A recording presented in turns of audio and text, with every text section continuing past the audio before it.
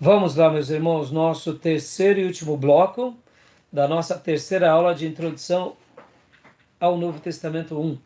Estamos falando aqui sobre o início do governo, da história dos Herodes, ascensão herodiana. Leia para nós, pastor Diana, desde o começo, por gentileza. Pois não. Ascensão herodiana.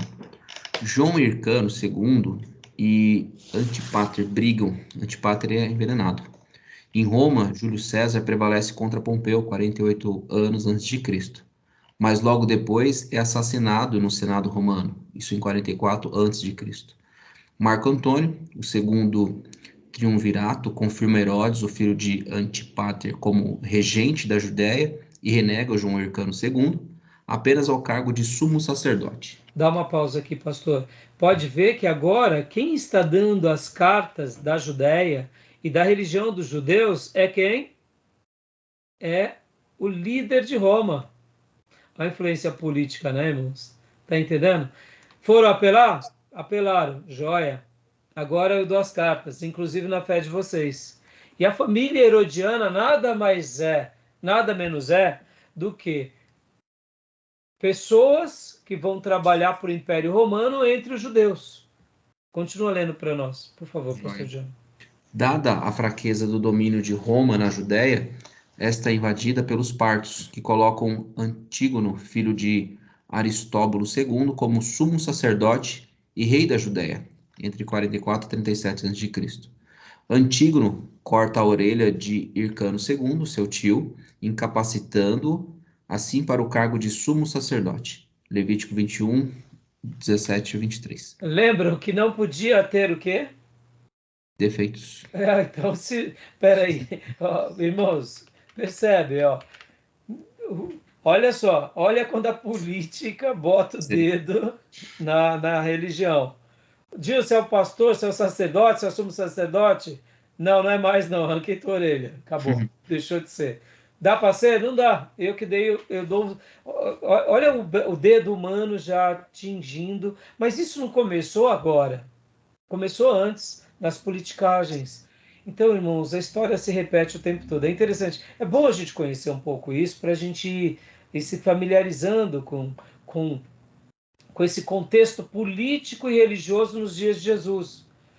Quando João Batista aparece, Herodes não queria saber de João Batista, porque João Batista ia dar trabalho para ele, para o governo e para Roma. Quando Jesus aparece, aí piora tudo. Porque agora, pior do que João Batista, era o discípulo de João Batista, que na cabeça dos imperadores, Jesus era um discípulo de João Batista muito mais poderoso, né? Ou, pelo menos, era aquele pelo qual João Batista tinha dito que agora vem e faz um rebuliço. Aí a gente entende o quanto os fariseus e aí os saduceus estão politicamente debaixo de Roma.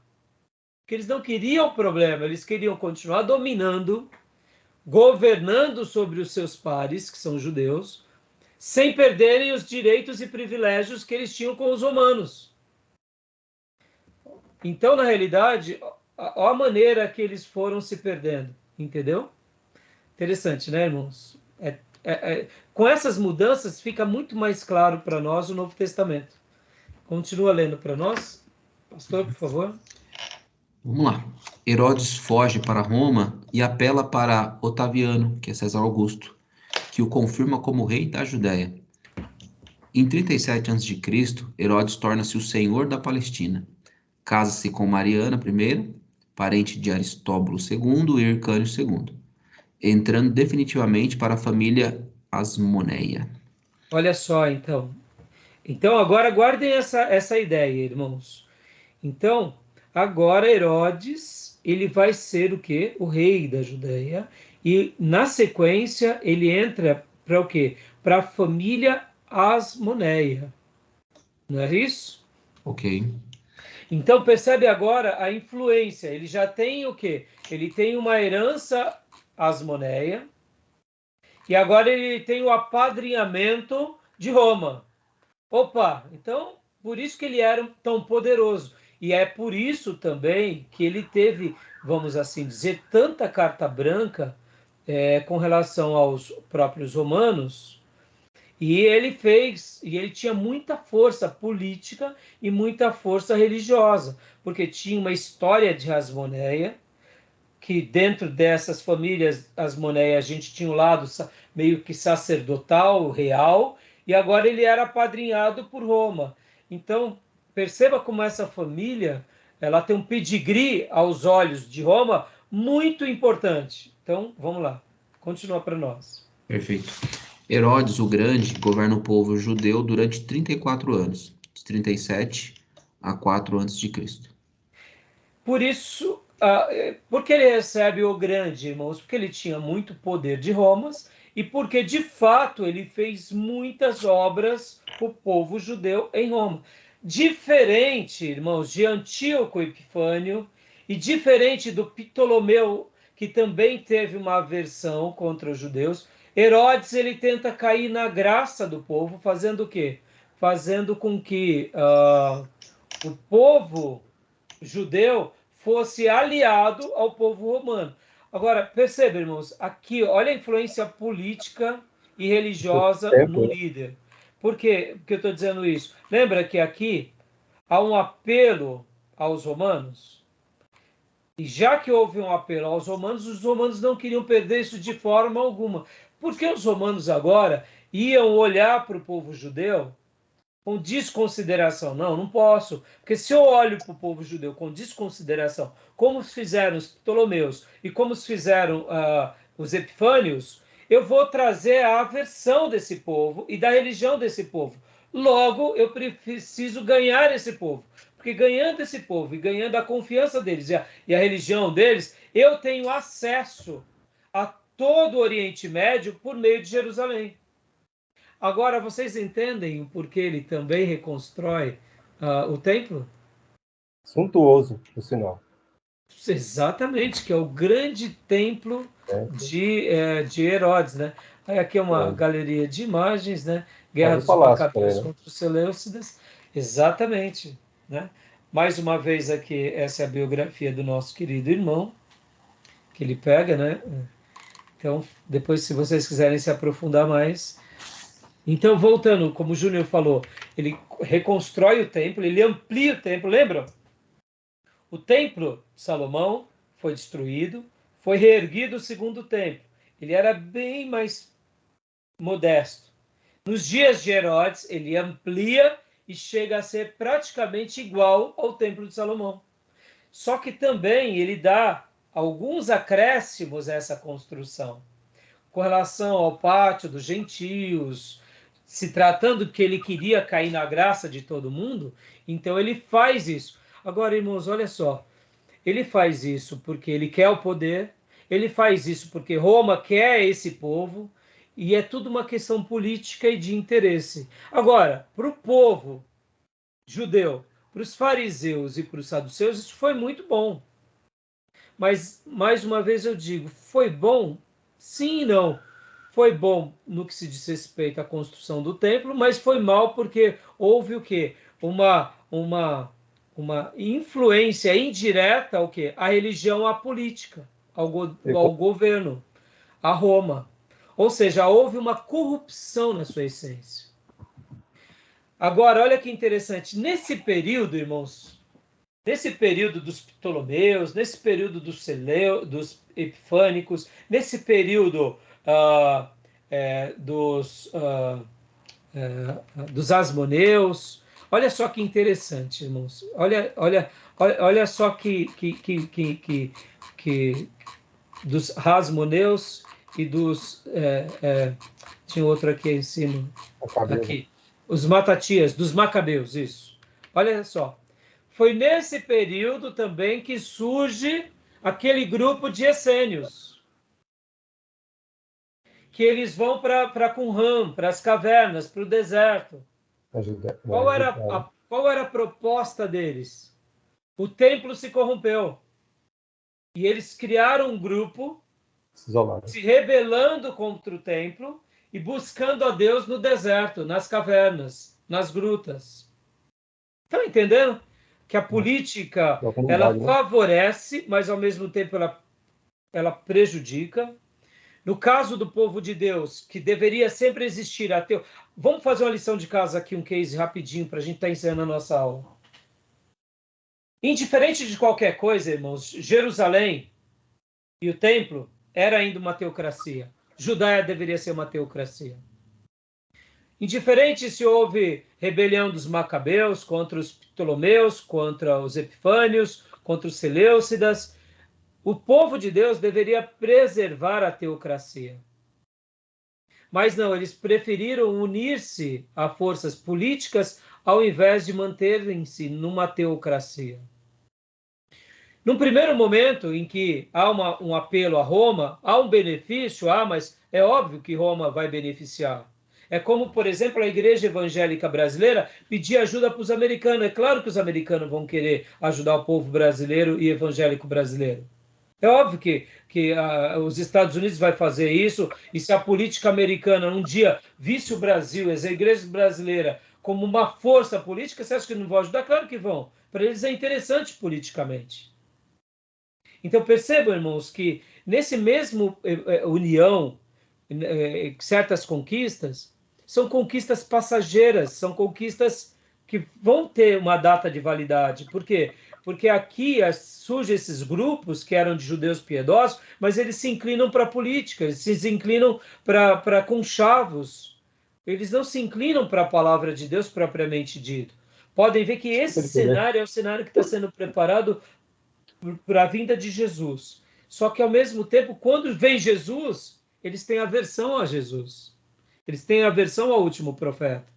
E, como eu disse, o único grupo que parecia estar mais correto era os essênios, que era um grupo que se rebelou contra toda a corrupção da religião judaica e toda a corrupção do templo. Agora, Herodes. Falar um pouco aqui sobre Herodes. Tinha um outro fator acontecendo nos dias de Herodes que era determinante. As 70 semanas de Daniel também estavam se cumprindo. Estava chegando perto. Então havia uma expectativa também em Jerusalém de que qualquer hora viria o Messias. E no momento em que Herodes ele é condecorado como rei dos judeus, eu deduzo que ele se autodenominava o Messias, aguardado pelos judeus. Mas ele não era da tribo de Judá, então ele não tinha qualificações escriturísticas para tal. Está entendendo a revolta dele contra o rei dos judeus que nasce em Belém? Ora, eu sou o rei. Eu sou o rei, nomeado por Roma. As 70 semanas de Daniel estão se cumprindo. Eu preparo o templo. Não sei se Roma sabia desse fato, mas o povo judeu sabia desse fato. Mesmo eles sendo políticos, eles tinham as escrituras também, que era interessante para eles na visão política. Então, esse é o contexto que a gente vai vendo do cenário sendo pintado. Tá bom, meus irmãos? Interessante, não? Interessante. E, bom, eu queria ter lido o texto, não deu para ler, né, irmãos? Não tem problema, né? Mas aí a gente vai continuar semana que vem. Aqui tem um texto também auxiliar, ó, Festa da Chamuca. Eu vou até publicar aqui para vocês. O Chamucá, deve ser assim. A Chamucá. O período dos Macabeus. Ó, tem esse material aqui para a gente ler depois, tá? Um texto auxiliar. Tá bom? Então, beleza, irmãos? Progredimos bem. Legal. Tá bom? Eu espero que vocês tenham... Herodes o Grande foi terrível. Hã? Ele foi terrível, Herodes o Grande. Foi. Terrível, terrível. Matou os próprios filhos. Matou os próprios filhos. O poder, né? O poder. O poder de... A história se repetindo mais uma vez, irmãos. A história se repetindo. E o que eu li que achei interessante, que o Ernesto Nini narra, é que há uma distinção entre Herodes e Pilatos. Herodes cuida da parte administrativa e cuida da questão religiosa. Por isso que Pilatos manda para Herodes, que era inimigo naquele período, naquele momento. Só que Pilatos, ele cuida da questão de Roma, dos impostos, dos publicanos, dos coletores, que Herodes não cuidava. Era só Pilatos, e caiu o governador. E Herodes cuidava da questão administrativa política, mas religiosa também. Por isso que ele falou, manda para Herodes. Isso aí, Júlio. Livro de Ernesto Nini. Por isso que, obrigado, Júnior, pela sua contribuição e suas contribuições, assim como as dos demais irmãos. Perceba, irmãos, são muitas informações que os livros vão nos acrescentar. Por isso que ler Muito uma bom. obra, ler duas, ler um texto, ler outro, e sempre de uma literatura, como eu gosto de chamar, clássica, vai facilitar demais no conhecimento nosso, para que a gente possa estar aprendendo e retendo o maior número de conhecimento, né, sobre esse tema. Tá bom, meus irmãos? Na semana que vem, eu achei que hoje nós iríamos terminar, mas você vê, não tem problema, porque está dentro do nosso programa. Mas semana que vem a gente vai falar um pouco ainda sobre o período romano. A gente vai trabalhar sobre o período romano. E depois do período romano, a gente vai também estar trabalhando sobre as instituições judaicas. E aí, por último, nós vamos falar sobre o grego koiné. E aí, só depois a gente vai entrar. Também vamos falar dos. Na realidade, eu achei que a gente ia gastar 3 aulas, mas eu acho que não é 3 aulas nunca. Até porque a quantidade de material que nós temos é muito material para 3 aulas, né? Então, a gente vai gastar mais algumas aulas ainda sobre esse assunto. Tá bom? Beleza, irmãos? Muito Qualquer bom. dúvida, me chamem no particular, mandem no grupo, tá bom? Tá ok. Não deixe de orar pelo meu pai, como vocês sabem, né? tá. Ele não está bem, então durante esses dias aqui de aula, inclusive eu não sei como vai ficar nas próximas semanas, porque eu estou indo ajudar, ficar com ele no hospital, né? Estávamos lá no hospital de Caraguatatuba, né? Orem muito por ele e Tá ok. orem por nós, estamos precisando muito Tá bom. das orações dos irmãos. Vai dar Tá tudo bom? certo. Beleza, meus irmãos? Alguma dúvida? Beleza? Amém. Não. Amém. Tá jóia, Graça então. e paz Então, a todos os Deus irmãos. abençoe, meus irmãos, um Amém. excelente final de semana. Os irmãos também. Querendo Deus, nos vemos terça-feira. Se não der o aviso, de qualquer forma, tá bom? A gente vai postergar nossas aulas, peço a compreensão de vocês para julho. A gente vai estar arrastando, né? Porque as aulas serão Novo Testamento 1 e 2. Eu ia terminar tudo na primeira semana de julho. Íamos ter 3 semanas para a gente descansar. Mas, pelo jeito, vamos ter que esticar julho, tá bom? E aí eu vou passando para vocês e, querendo Deus, nós nos vemos terça que vem e as ovelhinhas nós nos vemos, querendo Deus, domingo na igreja, que é a ceia do Senhor, tá bom? Tá bom. E, Júnior, fica um segundinho aí na linha que eu quero falar com você sobre o seu convite. Eu né? só quero também pedir desculpa aí, porque às vezes eu faço muitas intervenções indevidas aí. Peço desculpa aos irmãos aí. Júnior, você tem nos acrescentado bastante, inclusive sobre as leis, né, do direito romano. Você faz bons apontamentos e o Júnior tinha dado uma sugestão de que quem participa muito na aula ganhar ponto extra, porque ele gosta de participar, mas é uma participação positiva. E eu gostei dessa ideia e eu vou considerar. Não, eu aprendo muito com todos os irmãos. A gente está aí para aprender. Todos E nós isso. estamos, Você pode falar, Júnior. estamos carentes de conhecer. Sim. E assim, isso os irmãos também, sempre o Johnny e o Gil sempre gostaram de participar bastante e continuam, e eu quero que continue. A irmã Cleusa e a Maísa, né, que são as mais novas da classe também, fiquem muito à vontade, vão participando. A nossa querida anciã irmã Cleusa, eu sei que ela fica ali, sempre, ai pastor, eu estou aqui só aprendendo, mas já já ela vai se soltar.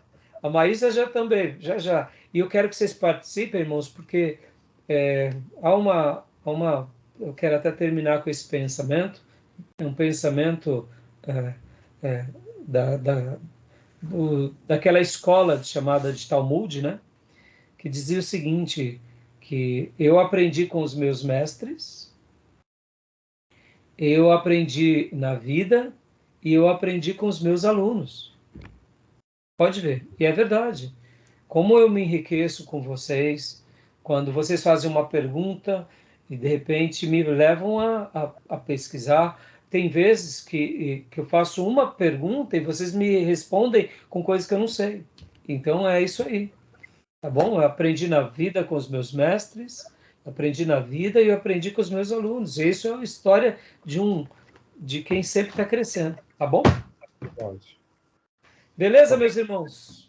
Então, Ok. Deus abençoe a todos. Abençoe. Amém. Boa noite. Graça e paz. Boa noite, irmão. Boa Descanso, noite. pessoal. Graças a paz. Até mais. Graças a Deus, pessoal. Bom descanso. Deus Bom abençoe. descanso para vocês. Amém. Esse pai a todos.